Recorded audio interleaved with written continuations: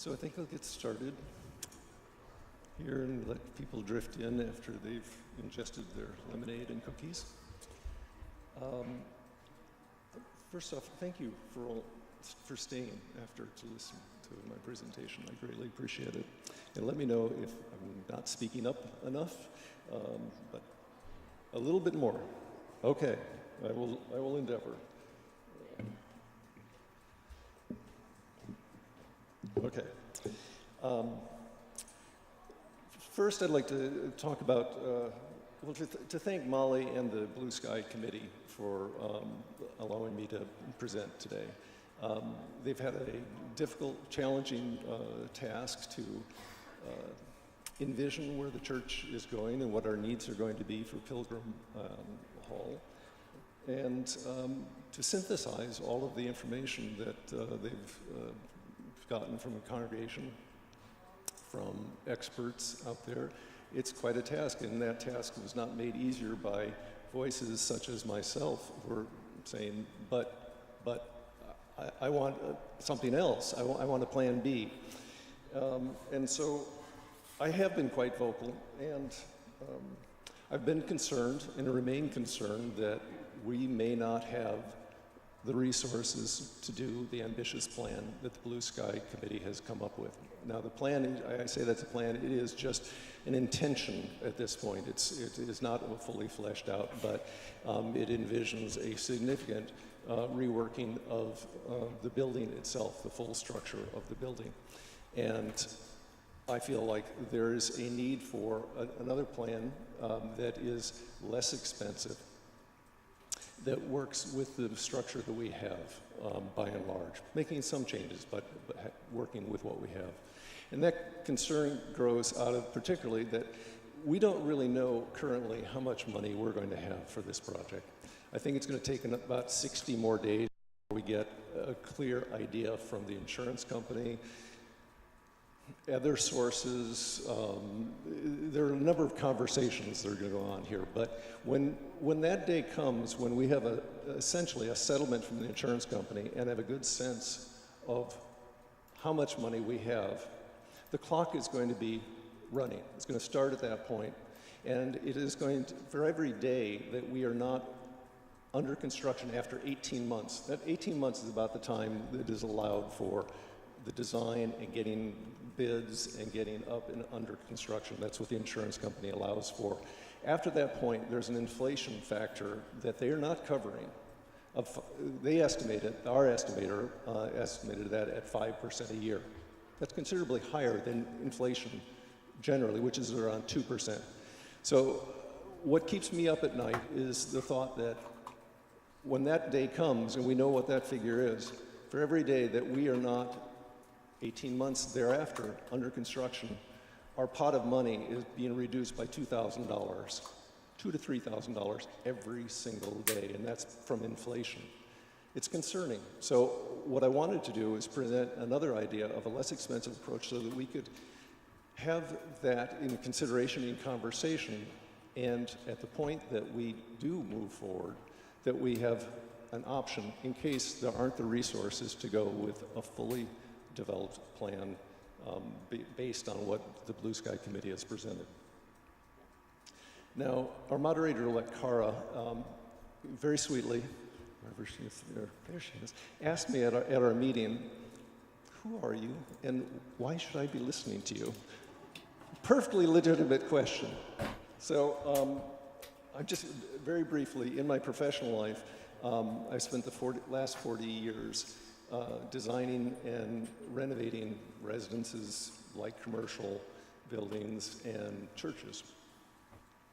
In the 29 years as a member of the church, I've worked on what is now the former main offices, the former library, the former large assembly, Loper Chapel, and the transformation of Plymouth House into the shared space for East Bay School for Boys and for us. My claim to fame is the bathrooms. I will take credit for that. Very important, very important. I've also spent a great deal of time, probably more than I should admit, daydreaming about the church itself during services, just going there. No, not Darren Philsborough. Lastly, I'm serving on the Fire Recovery Committee and the the Blue Fire Task Force, currently working to develop schematic plans for the renovation of Pilgrim Hall. So the purpose, well, I'd like to explain my vision for the building. First, it is to create a beautiful, enhanced building that solves as many of the inadequacies that we all experienced with the building pre-fire, with that layout, and meets as many of the desires presented by the Blue Sky Committee as possible, as we can afford, while preserving the character of the Georgian architecture, which I happen to love. I also want to present a plan that shows what we might do with the parking lot side of the campus if I'm wrong and we have a lot of resources and we can do something really grand and do it fairly soon, or even long term. But to have something that integrates with the plans for Pilgrim Hall for the parking lot. And that includes a relocation of Durant House, creating an elevated platform and entrance to the East Bay School of Boys, and the building of up to a 55-foot tall housing structure on the property. So I'm going to spend a couple minutes just reviewing what I took away from the presentation by the Blue Sky Committee. And also, this is informed by some conversations I've had with Molly, where she looked at some of the drawings I had produced originally and said, think bigger. So I have tried to do that. First among equals is that we need to increase the transparency of the building so that people going by can see what's going on inside and can feel welcome. The second would be flexibility in the uses of the major spaces within the building, because we don't know exactly how we're going to evolve over the next 100 years, but we need a building that has as much flexibility as possible so we can manipulate the building, adjust it to fit our needs as we go forward. A more open feeling to the office spaces for the staff so that they can have a more collegial interactive working environment than what we have now, which was an old style. Little rooms off the hallway, closed doors, no windows. Another important part was to reconfigure the second floor so that it was more open and inviting to young parents, young families, and that all of the classrooms could be on the same floor, instead of the way it's been previously divided. Another point was to make the large assembly a more worship-supportive space, while accommodating its use by East Bay School for Boys, our youth, and myriad other groups out there. Next was to reconfigure the kitchen on a more residential basis, something that all of us could understand and use rather than the sanitizer, which nobody seems to remember how to use when it comes down to it. It would still have the sanitizer, by the way. And it would be capable of producing meals for up to 300 people. It also would be an attractive venue for caterers, for groups wanting to use it, and it could be a meeting room. There's also been a request that it be a commercial level kitchen. What I'm going to show you is not a commercial level kitchen. It is a caterer's kitchen, and it's something else. A commercial kitchen would have to be substantially larger to provide for room for all the equipment, but we can talk about that. Create more and better meeting spaces than the Sunburst Room in Durant House. Provide a green room with a bathroom for performers using the sanctuary here and the large assembly. Meet all the ADA restroom and access requirements. Provide a ground level entrance to the basement. Make the basement feel less like a basement than it does or did. Provide space for the thrift shop that can be used alternatively for another outreach ministry in the future or as part of a child care facility. Again, flexibility. Create a designated music rehearsal space for the choir bell choir, and songs of the soul.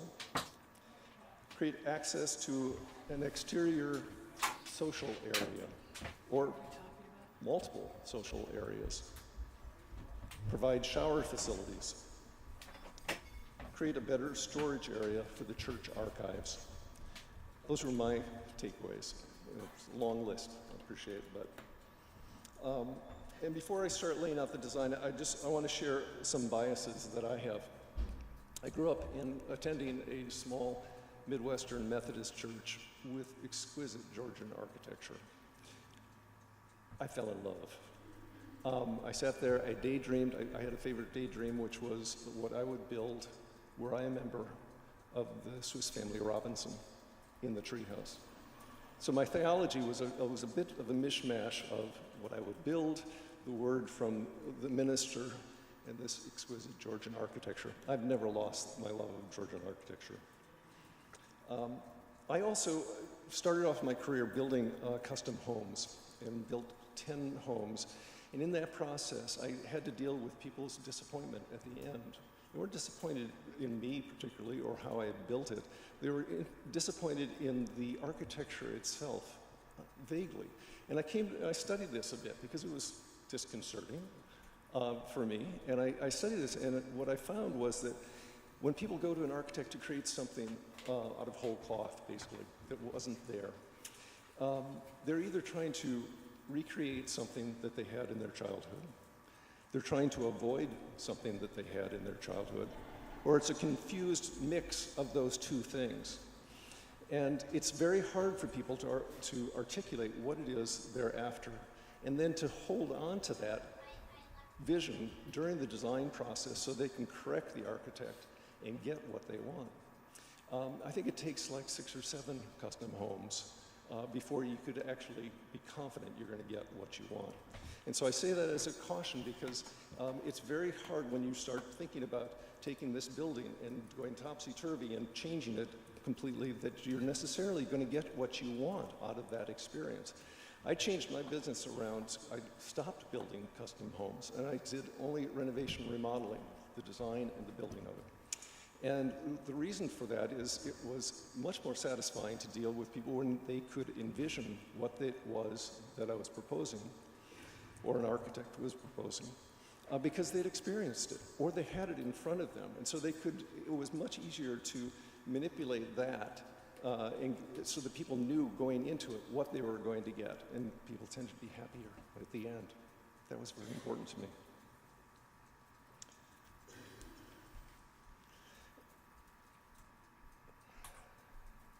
The last bias is, and it's a strong one, is I don't want to encumber future generations of this church with a project that we can't really afford. I just don't want to do that. I think as a congregation, we're going to have to step up. I see a capital campaign in our future in any event, but we're going to have to step up to do this, and I would like to build something that we can, as a group, afford. There may be some debt for a period of time, but generally I want this to be something we can afford. So those are my biases going in.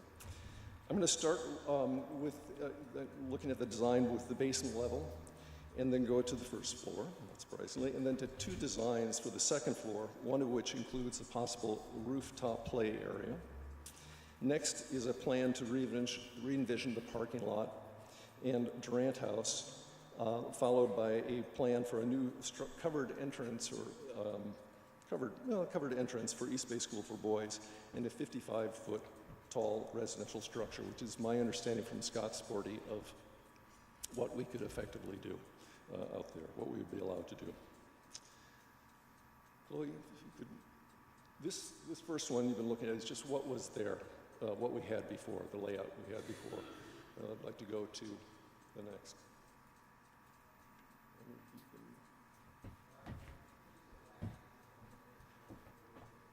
Fine. Okay. Let me try this if it's not too annoying. Okay, so this is this. Sorry. The staircase coming down. This is the thrift shop over here. This is sort of a back area for the thrift store, and this is where we dropped everything off for the thrift store as we came in from the parking lot. This is the parking lot side here, And we have the Yes Room, Sheepfold Room, Sunburst Room, the women's bathroom, sadly. The teen room, Winthrop, and then this all with these little squares. This is the unexcavated area underneath the large assembly. Okay, so I'm going to hit some of the high points here, and I don't know if, hopefully you can see, but generally I've darkened in the lines so that you can just at least see the outlines.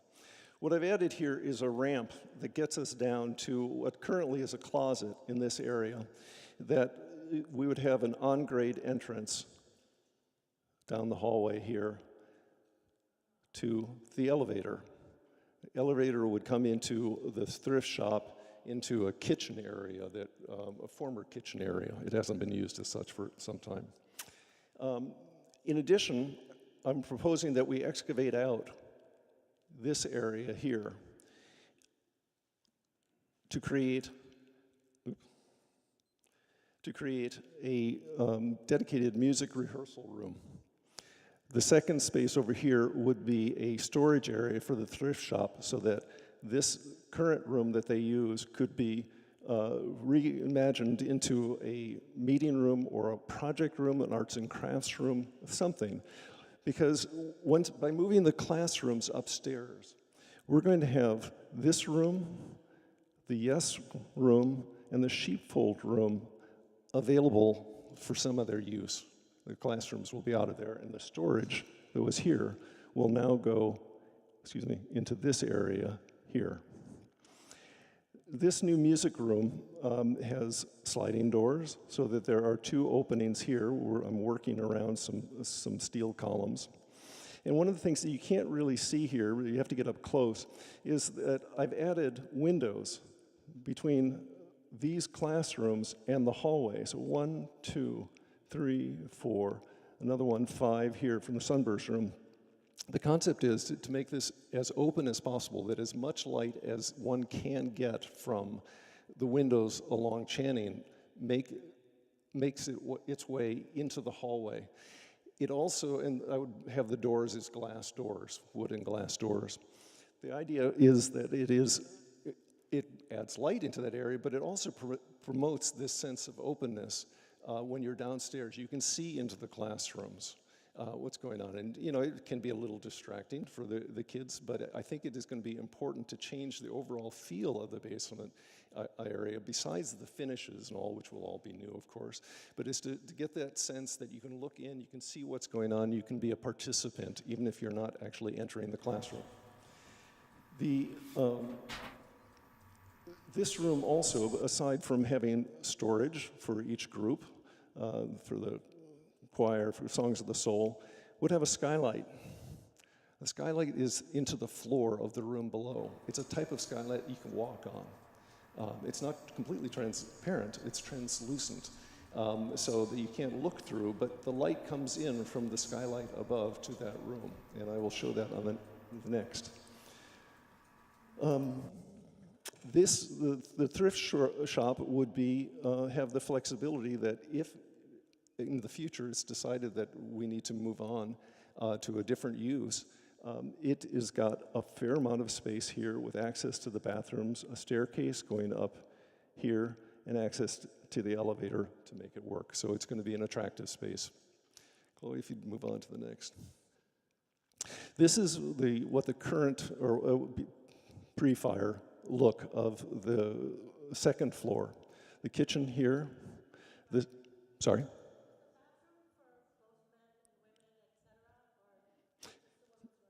Oh, I'm sorry. The bathrooms are upgraded to ADA compliance down there. That's where I actually started on these drawings, was on the bathrooms a couple of years ago, because I thought if there was ever enough money to do bathrooms, it would be a worthy project. There are men's and women's. I have not got a third gender neutral in, so we'd have to work with that. Work on that, I should say. So we have the large assembly, the small assembly, the library. So Chloe, if you'd move to the next one. Okay, so bathrooms take up a lot of room. And what I've designed is to put the bathrooms in this area here, which is where the stage was, and to make the large assembly a little smaller here. So this is a row, these curved rows are indicating where the chairs would be. This is the skylight in the floor in the middle. The dotted line is the large skylight that we had before, relocated slightly, but in that location. So the ministers would be in this area. This is the communion table, the kids' rug, the children's tables, the mixing board, somewhat familiar to what we had before. Storage for chairs, tables, piano, a portable basketball net, so that we would not have a basketball net up. It would be something that the kids roll out there. And I envision also that the floor is no longer maple. It's an oak floor matching the rest of the oak floors. It still functions, still can function for basketball, but the whole room is going to look more like a worship space, and I have an elevation which I'll show momentarily. The elevator comes up through the library here, and it does take up some space. It creates a little supply closet here, but there seems to be enough room for the library layout. Though not perfect, it seems to fit the bill. I've also taken out the folding doors that we had, which always scared me. I never wanted to use those things because of the threat of getting my hands pinched. And so these are large sliding doors that are about 10 feet long and will be about 9 feet high.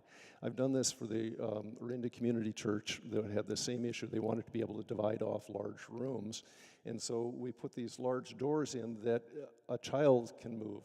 It's like moving it's something solid that is going along there, but anybody is going to be able to move this thing. The hardware is excellent. Here, I'm proposing to create a green room / meeting room. Would have the piano for the musicians to tune up. It would have a living room area, a fireplace. The fireplace would have a gas insert so that it's actually usable. In fact, I would propose that we do it to all 5 fireplaces in the building. It's a lovely ambiance. It's not that expensive to do. And you push a button as you come in the door and the fire goes on. And it's an appliance at this point. It's not really considered a fireplace. A little bathroom there. Again, big pocketing doors that slide back so that when we're having our coffee hour, it can spill over into this space if need be. This can also be closed, this can be closed, this can be closed, and there's a new doorway into the room over here. So meetings could happen in here that are not being bothered by another group out in this area. Molly's office, the minister's office here. The offices, Louise's office would remain, Nate's office would remain, the outer office would remain here.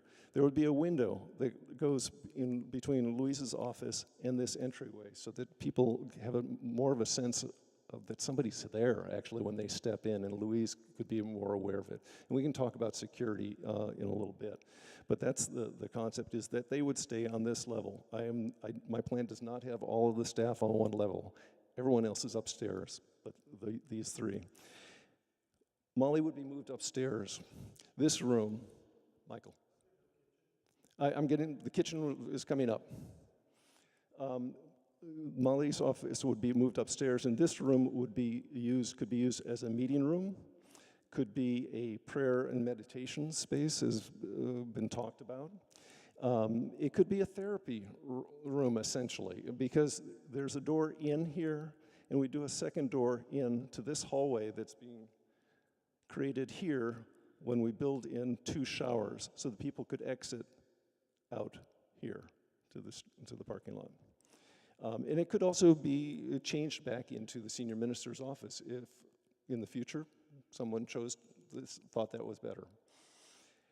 Here, the kitchen has gotten a little bit smaller. I've given up this space here to create the showers that were requested and put a wall in here. Previously, the cabinetry ran around and the refrigerator was right about here. So This kitchen is designed on a residential basis. It has a regular dishwasher. It does have the sanitizer here. It has refrigeration here. It has a large table here, and I put chairs around it just to indicate that this could be a meeting place. It could be some place where you do cooking instructions, or just a nice place to meet because it's going to be a very pretty room in the end. I also met with the senior chef for Paula LeDuc Catering down in Emeryville, one of the 3 biggest catering companies in the Bay Area, and went over the design with him, saying, what do you need as a caterer to make this an attractive venue? He added some refrigeration and basically said, open space. Do not try and provide too much equipment. He said, this is not going to be a professional kitchen. We wouldn't be cooking here. We would be putting things together here, and we want places for trays to move around, for carts to move around. But otherwise, it is something that we all would understand as a kitchen. Were we in there, because it will feel residential. So let's move to the top floor. Oh, this is the elevation of the large assembly. This is an important point. Move back one, if you would. Since we're losing this window here to the women's bathroom, what I've designed in is right here is a new rose window that's lit by a skylight shaft right here. And so, Chloe, if you go to the next page, this is what that elevation would be like. A rose window, a little smaller than what we have up there, above a set of doors here. And then this would be the acoustic paneling here. I envision this as being like maple paneling, 7 feet high, and doors about 8 feet high that would mimic the sliding doors on the other side of the room, and would, again, make this feel more like a worship space than a basketball gym. This is what the top floor looked like before the fire. Many small offices here, kitchenette right here, Mayflower room, north room, balcony room, and a couple more offices on this side. And this was the Way family apartment right here. Okay. So there are two designs for this. One is pretty much using it as it was, but taking the apartment that was in this area and moving it up into this area and creating this space here as Molly's office with a bathroom or equipment room here, so that all of this space essentially would be the offices. The Mayflower room would not change much, nor would the north room, and we have a personal lift to get up the 2 steps here, and another personal lift here to get up to the level so that someone can get out to the cloister. We have to provide access. The elevator comes up through part of the Mayflower room, taking space out of that room. Molly looked at this plan and she came up with a bunch of good ideas, or requests, I should say, and then I tried to manifest them. So if we can go to the next page, which I think is the better plan for this.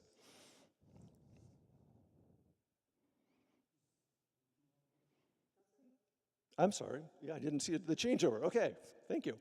So what I've done is I've taken these rooms and taken the north room and the Mayflower room and divided them up into 4 equal rooms. This becomes the hallway, essentially, to get access into each of these rooms. Molly had also requested that we create a space that could be used as a lounge, sort of a parent's lounge, so that after parents drop their kids off, they have a place to be in conversation with each other there. It could also be used as a classroom. Here's a staircase going up. This is right through currently where the kitchenette is, but a staircase that would go up and get onto the roof here, and I'll show this in the roof plan of where a playground could be up here. This is an expensive undertaking to do this, to change the roof and put that much weight up there. So it is of concern. But I've also raised the floor in this area so that all of this whole area here is the same level. There was a critique by some parents saying it's dangerous to have, just 2 steps, toddlers will pitch themselves down. And so I took those steps out, and I put a sliding gate across here. So once all the kids are corralled up there, the gate gets closed, and they're not going to pitch themselves down the stairs. To achieve this, I had to put in a ramp here to get back down to this level to make up for those 14 inches of rise. And I moved the restrooms to here, ADA bathrooms, the kitchenette here, and then created a series of offices, a total of 9 offices here, with 2 work areas, sort of open work areas, and an open lounge area, which is sort of the hinge point for all of the offices for people coming back through, so that this is where people can meet and be in conversation and to have meetings. This, again, is the Skylight Shaft down to the large assembly, and this is indicating where the skylight is through the ceiling there. This would be Molly's office here, so it's generous with a meeting desk, or it could be more couches and chairs or something like that. But a fair number of offices there. So let's go to the next. Yes. No apartment in Plan B. That would be where, in combination with Durant House, that is where the apartments would be. And so I'll talk about it as we go forward. Yes. It could be up to 3 apartments in there. Currently, there's one Amari's apartment. There's enough room behind Amari's apartment for a small apartment, small, and then a generous-sized one down below. So that is how that can make that work. This is the roof play area here. This is the shaft coming up for the elevator. It's got some architectural challenges to it. I haven't figured that out yet. It's not immediately attractive. And so that would take some more work to make this happen. Now I'm going to move quickly into an idea for the playground side, or the parking lot side. This, you'll see, and I've got an enlarged view of this, is where we would move Durant House and spin it 180 degrees and put it up on a platform in the air, and you would drive underneath it to come into the parking lot. And then under this 55-foot tall building here, and we'd have an elevated covered entryway for East Bay School for Boys. Go forward. This is what this might look like, where we have the ramp down to the lower floor. We have a staircase coming up to an elevated platform that would get you on the level of the kitchen and the large assembly. This is Durant House, again, spun 180 degrees, and we've created an outdoor social area. I didn't have time to draw in all the market umbrellas and tables and planters that I wanted, but I'm going to leave it to your imaginations. It would handle about 10 tables and umbrellas out there. Bike storage above over here, and this is a garbage area. And what that might look like, Chloe, is this, where we would take the look of over the cloister, the balusters, the brickwork that we have over the cloister here, and replicate that going across here. It's a little hard to see. I didn't draw in all the balusters. It was painful enough doing those by hand. But right here you have the ramp going down, a planter, you have stairs going up to this area, you have a walkway to get underneath and over to the stairs and to the parking lot. This is where you would drive in. We have a little signage for East Bay School for Boys, FCCB over here, planters on both sides, and then this would be a room for the garbage and recycling, planting trees and all. It ties in pretty well with this. This is not an inexpensive undertaking. This is, structurally, this is a big concrete platform covered with brick, faux brick. Wilson. Yes, it's very easy to move a building like this. The major expense is in the building this whole structure, but moving that building is not very hard to do, particularly when it's a very short move, and all you have to do is spin it 180 degrees. So yes, I'd be using the same structure, though we might want to change that structure into, as I say, 3 apartments, It could be 2 apartments upstairs with a conference center on the ground floor, because you'd have this social area outside that the kitchen could spill out. If you could go back, Chloe, where this is the kitchen here, and this is an office, meeting room. These would be small offices. So this is one view of it where you could use this area rather than using the kitchen over here. You could use this small kitchen to have gatherings out in this area. This could also be changed to apartments if it, to an apartment if it was so desired. Let's move forward. One more. I've also added a drawing of what, since we've had a number of conversations about the Durant Street elevation, I wanted to show what this would look like. And it's cobbled together, obviously, from several drawings, but this is the height of the spire of the tower for the sanctuary. This is right here. Well, let's start with this. This is Loper Chapel. This is Plymouth House. This would be the new elevated platform for the boys' school that would mimic what I was proposing over on Channing Way. And this is what I have indicated, or what I would see is the best location for a 55-foot tall building. Essentially the height of the sanctuary roof, a little, maybe 5 feet less, something like that. And this dotted line is what has been suggested if the whole of it, including the boys' playground, was used for a building. How that would work for the boys and the drop-off, because if you've ever been here in the morning and seen this, it is teeming with, I mean, roiling with boys there, and into the playground and all. And I do appreciate that we might want to put a playground on the roof, but transporting kids up when they're being dropped off, I'm not sure how that all would work. But this, to me, seems a better fit if we're going to go that direction. This is just the exit for the parking lot. We've got to drive through the building to get out. And personally, I think it would be better if it's kept away from the sanctuary and this and Pilgrim house, just so as not to sort of overwhelm it and look like a massive structure. And I do apologize, I didn't have time to draw something more interesting there that would be in keeping with that, but that's the general outline of it.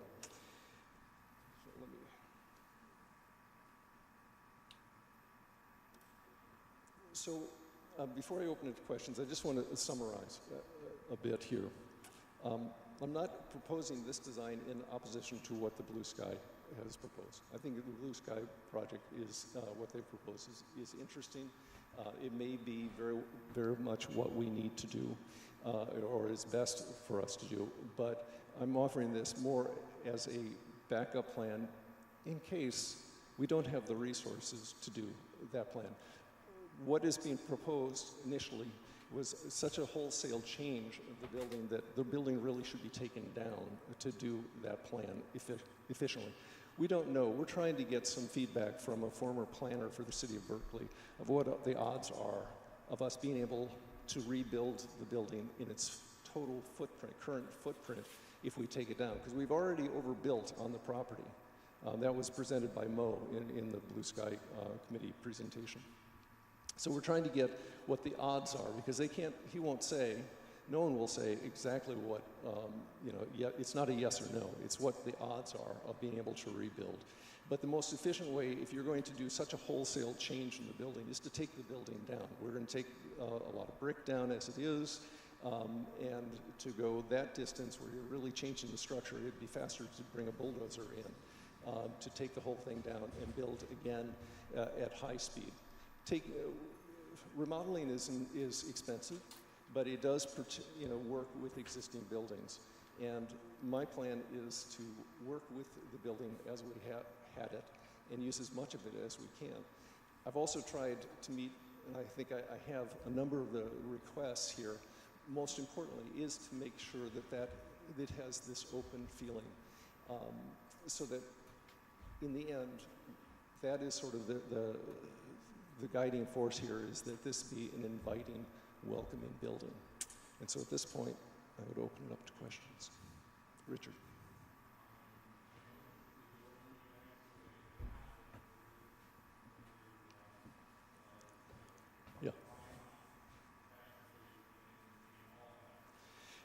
The challenge of bringing enough natural light back into the corners, the fact that the foundation for the sanctuary goes down that distance, but I don't know if we'd end up having to build a large retaining wall to support that wall. I'm not clear on it, so at this point I just thought better to leave the soil in place in that area, but yes, it could be done. Yeah, yes.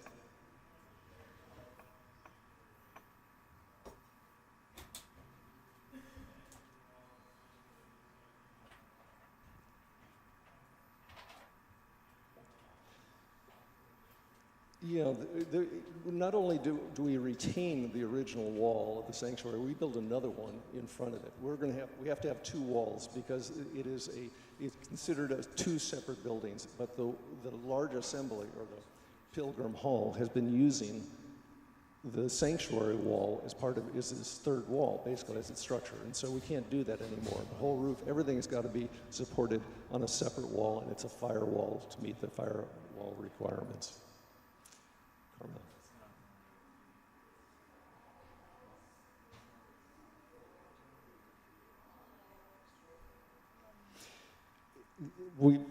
No, I've actually solved that because we have to for code, for ADA. And so like on the second floor, there's a ramp that gets you down. I can't raise the whole thing up. The reason here is the logical thing would be to lower one of the floors. And Chloe, could you go back to the second floor? Okay. The logical thing would be to lower this whole area here, where we have this step up, all right? But the problem is that then it lowers the ceiling height in the small assembly, and in the library, and in the foyer. Visually, it is pretty negative, its effect on the rest of the space. But it does, what I've done though, is that once you get up here on an elevator, you can either go up the steps to the playground here, or you go on the ramp, and you're now, you know, in a sense, a ramp is considered all on the same level. And the same for the floor below, the first floor.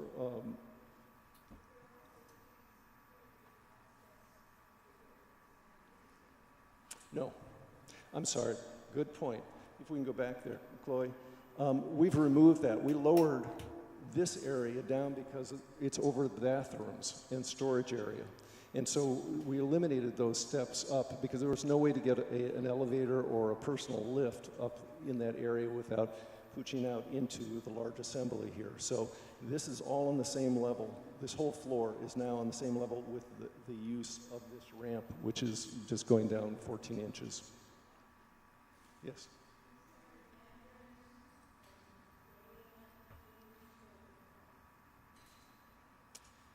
From Dana into Pilgrim Hall, yes, it has the entrance.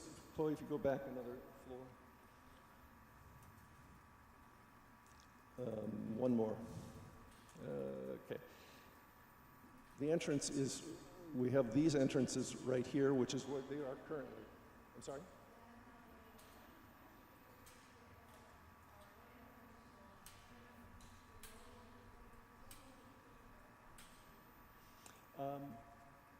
It's a good point, but it becomes a bit challenging because we have the staircase that is going down here.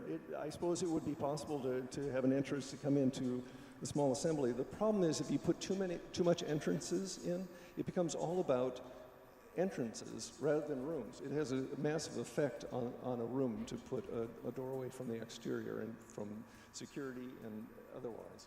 So it's a flow issue there. So what I'm proposing is that we have a new revised entrance here that is glass, so you can see in.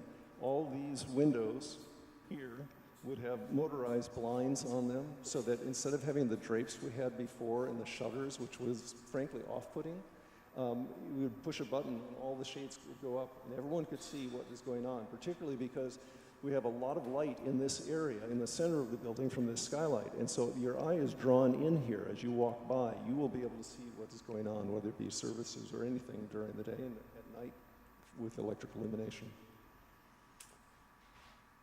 Yes, great.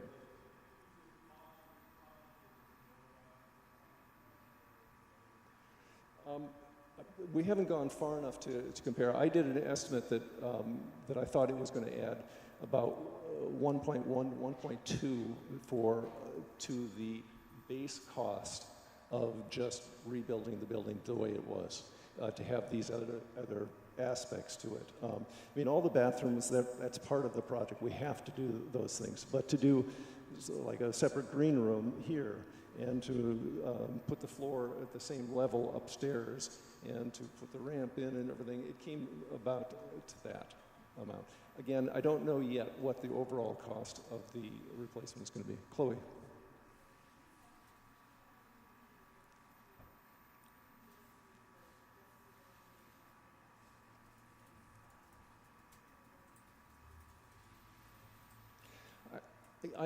Good point. I would envision this as happening in phases so that we're dealing just with this building now.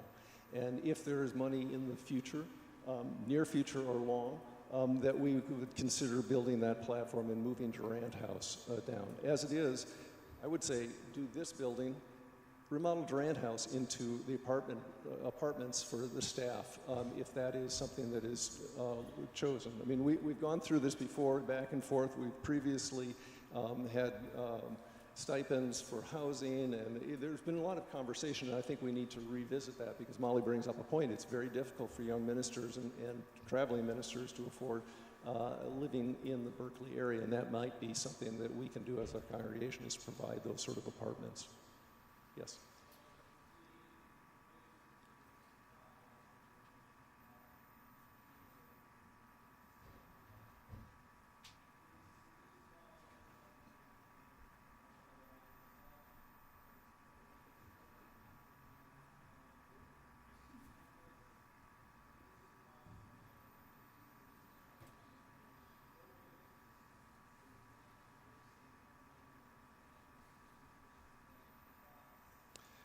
Yeah, that's a question we don't know the answer to yet, because we're waiting to see how much money we get from the insurance company.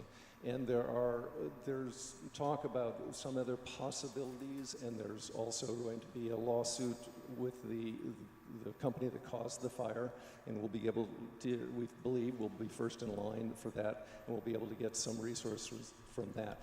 But we don't know yet exactly what it will be, and we're just presenting, we're finalizing a few things, and then next week we'll be presenting this to the insurance company, and then we'll see where they want to take it. Charles.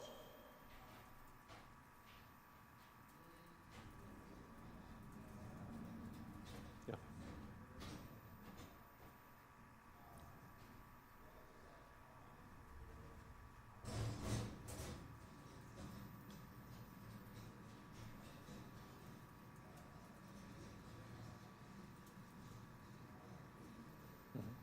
Mm-hmm. Mm-hmm.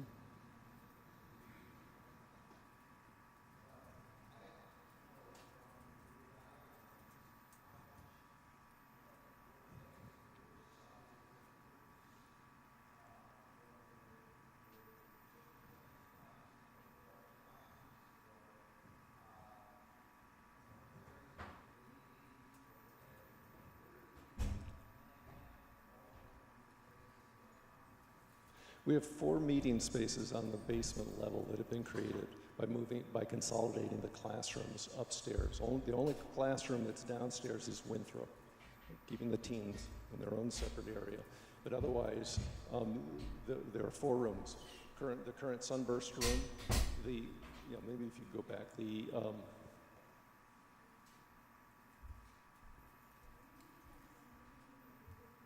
no. It wouldn't be. It would still be a small room, but we're going to be removing all the pipes that are in there. And so it will be an improved space. It's still a small space, but sometimes you need a small space. One more. Going the other way. Down. You want to go down the other direction, really? There.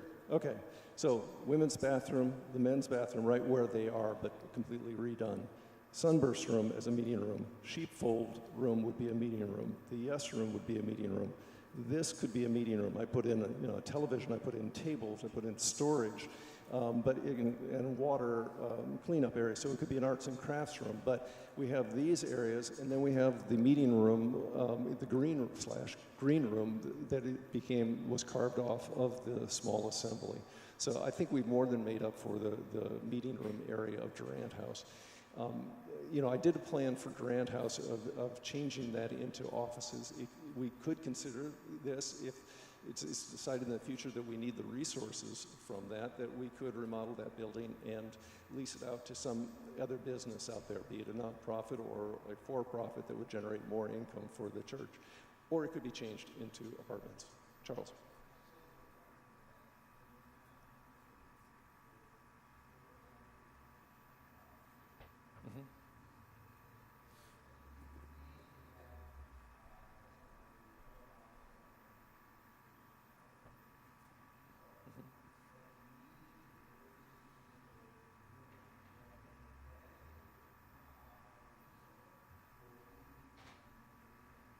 Yeah, and so this sliding door comes across here, and you now have this space here. These doors can close, so you can have a meeting in here, you can have a meeting in here. That would handle council, absolutely. And the thing about this, what I've tried to do is design in lots of closets, lots of storage area, because Molly made the point, to have flexibility, you need to make people feel like they're not in somebody else's space. They're not working around the piano when they want to be playing basketball. They're not working around tables and chairs because they haven't been put away. We have a lot more storage capacity, so things can be put away. So each group that is using their space can come in and essentially make it their own. And so I believe that we now have enough space to handle council, small meetings, and a lot of groups working at the same time. Richard.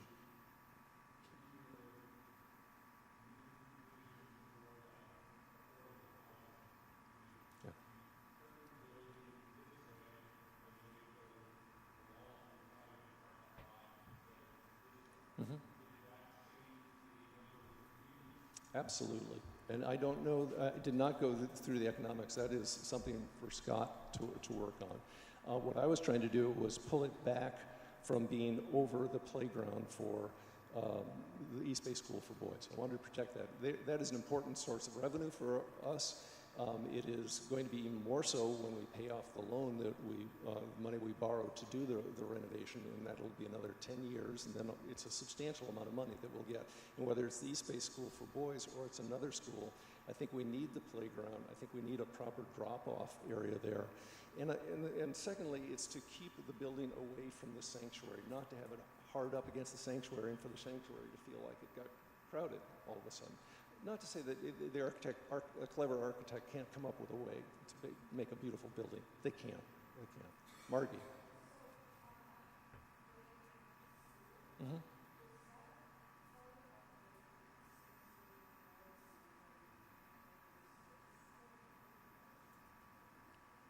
Very, and it's concerning. I mean, it's always been a struggle for them. It's like, where do the boys exercise? They don't, up until just recently, and really I think just to the fire, Molly might be able to correct me, but I think up until the fire, they didn't have the use of Cal fields.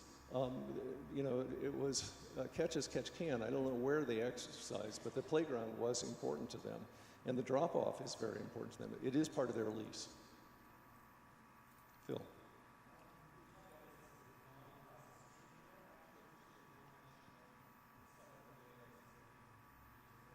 Yeah, the building is usable. I want to clear up. The building itself is totally usable. It's just that we're going to have to take down the top floor because the framing is so singed, charred, that it has to be replaced. And you cannot take, the brick is only one brick thick. It's a skin. And you can't take the framing away and expect a 10-foot tall, single thickness brick wall to stay up. And so it has to be taken down to that level. That is the baseline of what we're going to have to do. It's been argued that we should take it all down and do the waterproofing, full waterproofing of the building and change all the windows. That is lovely, and it is totally the right thing to do if we have the resources to do it, but we may not. So, but the building, we talked to the engineer about this right in the beginning. He said, can this building be saved? And I said, absolutely. This is a wood building. This is the easiest of buildings to structure, to strengthen. Plywood. hold downs. It's things you'd understand from doing residential remodeling. It's nothing complex about it. So it can be strengthened and reused. Noisy, difficult, smelly, but eminently doable with small pieces of equipment, small Bobcat pieces. Mary?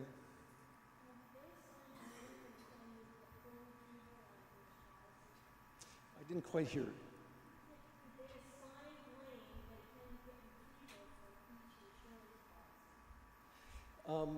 I don't know that we've gotten the absolute official word of the blame. The finger points to the roofer who was there, and the roofer, you know, they're lawyered up. But we're only going to get $2 million from them maximum. That's the maximum of their policy as a corporation and as a contractor. So that's the maximum we can expect. But we're in first position. We're in front of the insurance companies, so we should be able to get all of that money to aid us. Charles.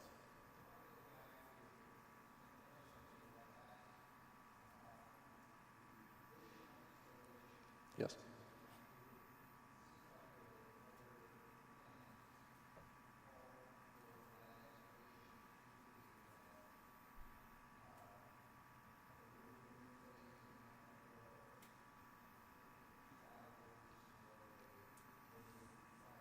Yes.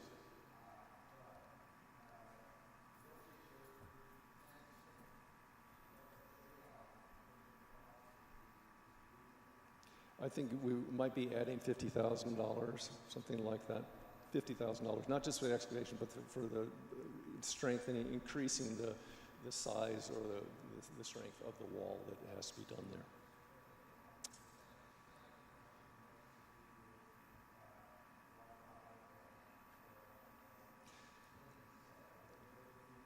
Yeah, they're all built in, and what we would be doing, we'd be putting in what are called Smurf tubes. It's just tubes so that in the future you can change the wire technology.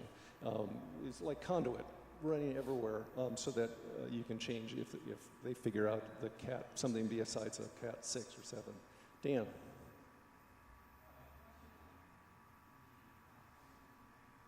Yeah.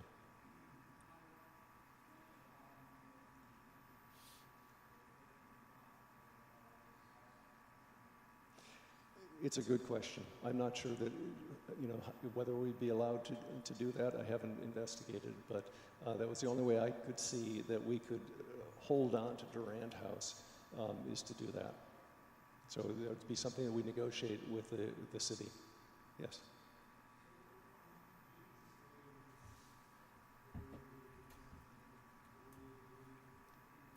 Sure. Got it. The rose window would be right here, and you'll see there are closets. There are a series of closets here. So, Chloe, if you could just go to that elevation. The rose window is just above the closets. Here, this closet, these doors go into the big storage room that has the piano and the basketball. This is facing the parking lot. Thank you. And there's not sky behind it. The light is coming from above down a shaft to it. And then there'd be electric lights also to illuminate it. Yes?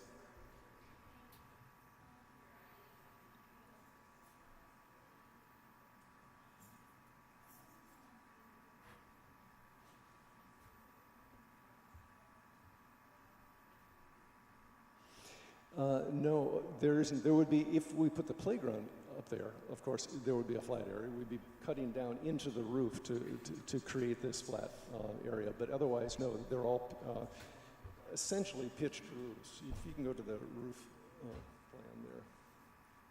Sorry. Back. There.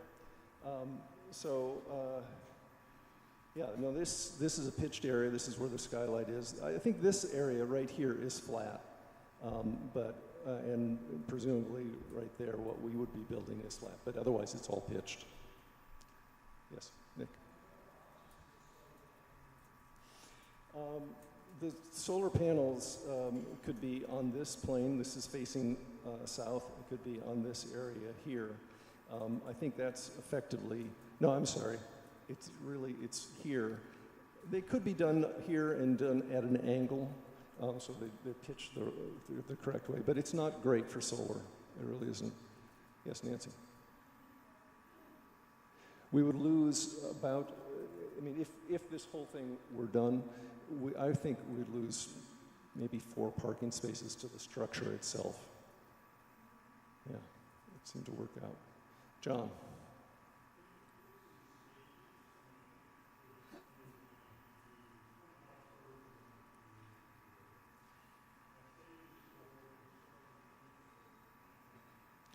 Yeah, I mean, the financing is going to be a challenge. That's my understanding. And it may be that we are doing a capital campaign. We may be forced, in a sense, though it's something that we may want to do, but we may be forced to sell part of the campus to afford this.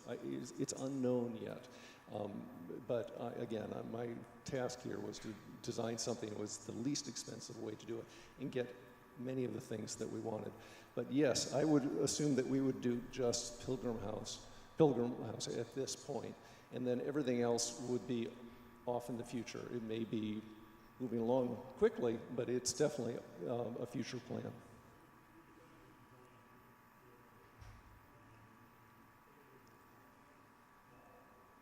Yes.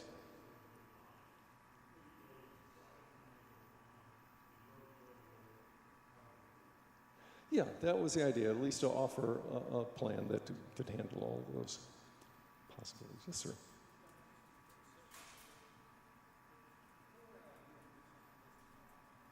It is.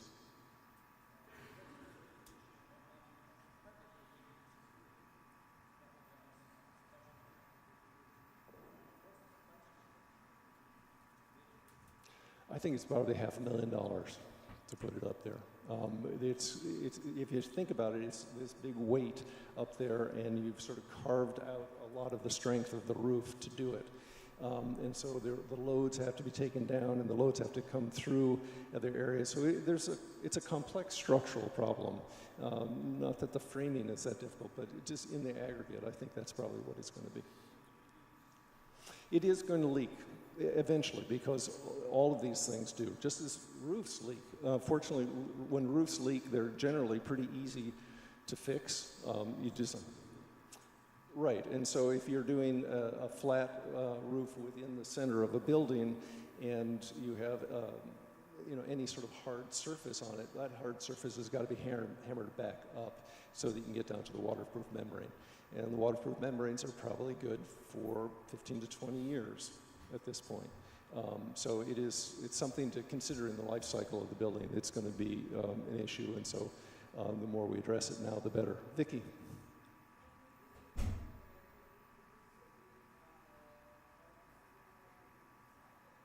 The skylight remains so that it would not be in there.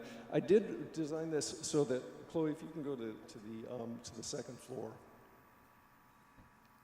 Let's see. So that I put a lift here to get up those 1, 2, 3, 4 risers to the level of the cloister. We don't really see it here, but what I anticipated was creating a garden area on top of the cloister also. This is something that was requested of me a couple of years ago, is to come up with a design for a garden and a social area up there. It would be possible to do it. We'd have to raise the balcony a little bit, or the railing, and deal with the supports for the balusters or for the railing. But it is possible to create a social area up there also. Oh yeah, yeah. Charles. Yes.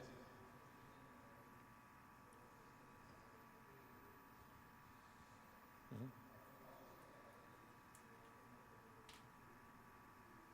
Yes.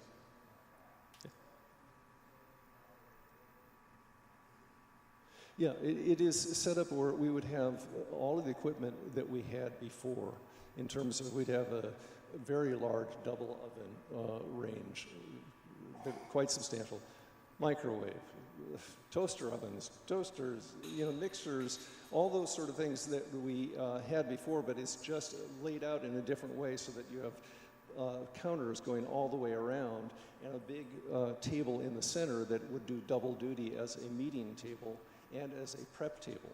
But you definitely could cook. You know, I was listening when they heard that. I heard that request to be able to cook a meal for 300 people. So it is possible. Sorry, I'm perhaps not clear. Randy, did you have a question? Okay. Anything? Oh, I think we're running out of, oh, we are. We're 5 minutes over my ask. Any?